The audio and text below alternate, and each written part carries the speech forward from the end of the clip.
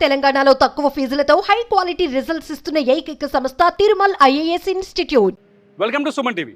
నేను ప్రస్తుతం SLBC Srisailam left bank canal అంటే శ్రీశైలం ఎడమగట్టు కాలువ పనుల దగ్గరున్నా.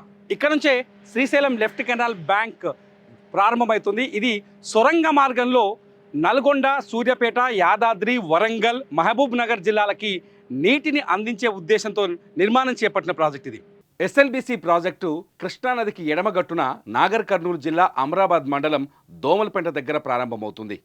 9.2 మీటర్ల వెడల్పుతో మొదలైన ఈ సొరంగం దోమలపెంట నుంచి నల్లమల అడవి కింద నుంచి 43.93 కిలోమీటర్లు ప్రయాణించి అచ్చంపేట మండలం మన్నెవారిపల్లి దగ్గర బయటకొస్తుంది.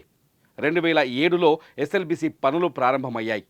అమరాబాద్ టైగర్ రిజర్వ్ ఏరియా కింద 400 మీటర్లు ఈ సొరంగం ప్రయాణిస్తుంది. ప్రాజెక్టు అంచనా ప్రకారం 2010లోనే ఈ సొరంగ మార్గం పూర్తవ్వాలి. కృష్ణానది నుంచి 30 టీఎంసీల నీటిని తోడే ఉద్దేశంతో నిర్మిస్తున్న ఈ టన్నెల్ పనులు ఉమ్మడి ఆంధ్రప్రదేశ్లోనే 52%, ఆ తర్వాత మరో 23% పనులు పూర్తయ్యాయి. మరో 25% పనులు మాత్రమే పెండింగ్లో ఉన్నాయి. దోమలపెంటకు మన్నెవారిపల్లికి మధ్య కేవలం 9 కిలోమీటర్ల సొరంగం తవ్వితే ఈ ప్రాజెక్టు పనులు పూర్తయినట్టే. ఇక్కడ ప్రారంభమైన ఈ సొరంగ మార్గం దాదాపు 43 కిలోమీటర్ల దూరం నల్లమల అటవీ ప్రాంతం కింద నుంచి వెళ్ళాలి. నల్లమల అటవీ ప్రాంతం నుంచి కింద నుంచి వెళ్ళి అచ్చంపేట మండలం మన్నెవారిపల్లి దగ్గర ఈ వాటర్ బ్లో అవుట్ అవుతుంది. అచ్చంపేట మండలం మన్నెవారిపల్లి నుంచి ఎదురుగా దాదాపు 22 కిలోమీటర్ల వరకు ఈ ప్రాజెక్టు సొరంగ మార్గం పూర్తయింది. అంటే నల్లమల అటవీ ప్రాంతం, వన్యప్రాణి సంరక్షణ ప్రాంతం ఎక్కడైతే ఉందో, టైగర్ జోన్ కానీ వన్యప్రాణి సంరక్షణ ప్రాంతం ఎక్కడైతే ఉందో అక్కడ నల్లమల నుంచి మనం హైదరాబాద్ నుంచి శ్రీశైలం వస్తున్న రోడ్డు కింద నుంచి టన్నెల్ పనులు ఇప్పటికే పూర్తయిపోయినాయి. దాదాపు 22 కిలోమీటర్ల వరకు తవ్వకం జరిగింది. మిగతా సగం భాగాన్ని ఇటు నుంచి అటు తవ్వుకుంటూ వెళ్ళారు. దాదాపు 13-14 కిలోమీటర్ల వరకు ఈ టన్నెల్ తవ్వకం పూర్తయింది. దీన్ని జేపీ కంపెనీ ఏదైతే ఉందో, జేపీ గ్రూప్ సంస్థ ఈ టన్నెల్ కాంట్రాక్ట్ తీసుకుంది. వాళ్ళే పనులు కొనసాగిస్తున్నారు. ఎస్ఎల్బిసి నుంచి నీటిని తరలించాల్సిన ప్రాంతమంతా పూర్తిగా నల్లమల అటవీ ప్రాంతం. పర్యావరణ నిబంధనల ప్రకారం నాగార్జున సాగర్ ఎడమ కాలువ మాదిరిగా ఇక్కడ ఓపెన్ కాలువలు తవ్వటం సాధ్యం కాదు.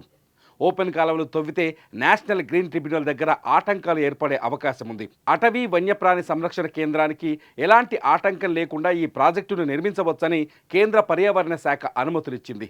ఈ నేపథ్యంలోనే టన్నెల్ విధానాన్ని ఎంచుకున్నారు. ఈ టన్నెల్ ద్వారా నీటిని తరలిస్తే దక్షిణ తెలంగాణలోని నల్గొండ, సూర్యాపేట, యాదాద్రి, భువనగిరితో పాటు వరంగల్లోని కొన్ని ఏరియాల్లో 4 లక్షల ఎకరాలకు సాగునీరు అందుతుంది. అలాగే హైదరాబాద్ నగరానికి తాగునీటిని కూడా అందిస్తుంది ఈ ప్రాజెక్ట్.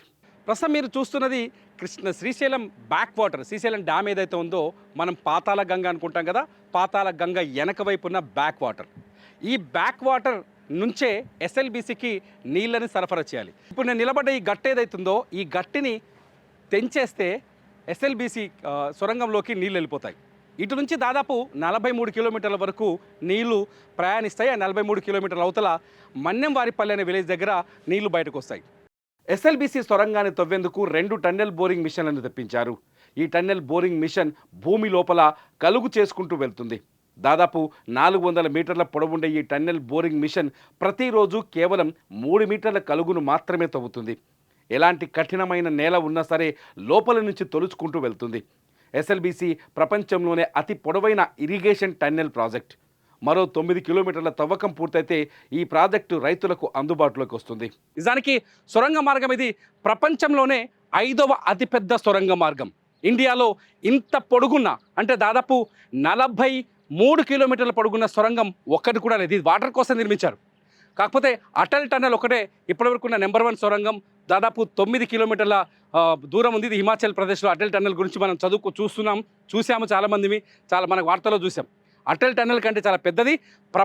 మొత్తం ప్రపంచంలోనే 5వ అతిపెద్ద టన్నెల్ ఈ ఎస్ఎల్బిసి టన్నెల్. దీన్ని ఏఎంఆర్ ఎలిమినేటి మాధవరెడ్డి ప్రాజెక్ట్ అని కూడా అంటారు.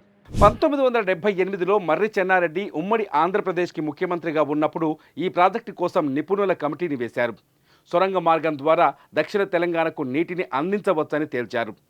1980లో 3 కోట్ల నిధులు కేటాయించి అక్కమ్మ బిళం దగ్గర అప్పటి సీఎం టి అంజయ్య ఈ ప్రాజెక్టుకు తొలిసారి శంకుస్థాపన చేశారు. 1983 మేలో అప్పటి సీఎం ఎన్టీఆర్ ఎడమగట్టు కాలువతో పాటు కుడిగట్టు కాలువకు శంకుస్థాపన చేశారు. 1995లో సొరంగ నిర్మాణం ఆలస్యమవుతుందని భావించి ప్రత్యామ్నాయంగా నల్గొండ జిల్లా పుట్టగండి దగ్గర ఎత్తిపోతల పథకాన్ని నిర్మించారు. 2005లో అప్పటి సీఎం రాజశేఖర్ రెడ్డి 2813 కోట్లు కేటాయించారు ఈ ప్రాజెక్టు కోసం. 2007లో పనులు మొదలైన వివిధ కారణాలతో పనులు ఆలస్యమవుతూ వచ్చాయి. 2024-25 బడ్జెట్లో తెలంగాణ ముఖ్యమంత్రి రేవంత్ రెడ్డి మళ్ళీ ఈ ప్రాజెక్టు కోసం 800 కోట్ల రూపాయలు కేటాయించారు. 2025 ఫిబ్రవరి 18వ తేదీన పనులు మొదలైనప్పటికీ 22వ తేదీన పైకప్పు విరిగిపడి పనులకు బ్రేక్ పడింది.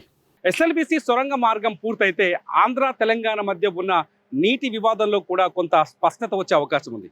ఇప్పటికే ఆంధ్ర తెలంగాణ మధ్య కృష్ణా జలాల పంపిణీపై దుమారం చెలరేగుతోంది. ప్రతిసారి వివాదం కొనసాగుతూనే ఉంది.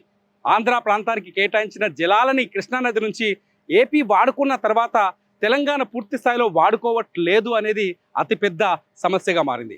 తెలంగాణకి భీమా, నెట్టెంపాడు, కల్వకుర్తి, రంగారెడ్డి, పాలమూరు రంగారెడ్డి లాంటి ప్రాజెక్టులు ఉన్నప్పటికీ పూర్తి స్థాయిలో తెలంగాణ ప్రాంతానికి కేటాయించిన కృష్ణా జలాల్ని ఆ ప్రాజెక్టుల ద్వారా తోడలేని పరిస్థితి. ఎస్ఎల్బీసీ నిర్మాణం పూర్తయితే దాదాపు 30 టీఎంసీల నీళ్ళు ఇక్కడ నుంచి తరలిస్తే అటు పాలమూరు రంగారెడ్డితో పాటు ఎస్ఎల్బీసీ నుంచి 30 టీఎంసీల నీటిని తరలించగలిగితే తెలంగాణ ప్రాంతానికి కృష్ణా జిల్లాలో కొంత వాటర్ దక్కుతుందనే చర్చ కూడా ఉంది. అయితే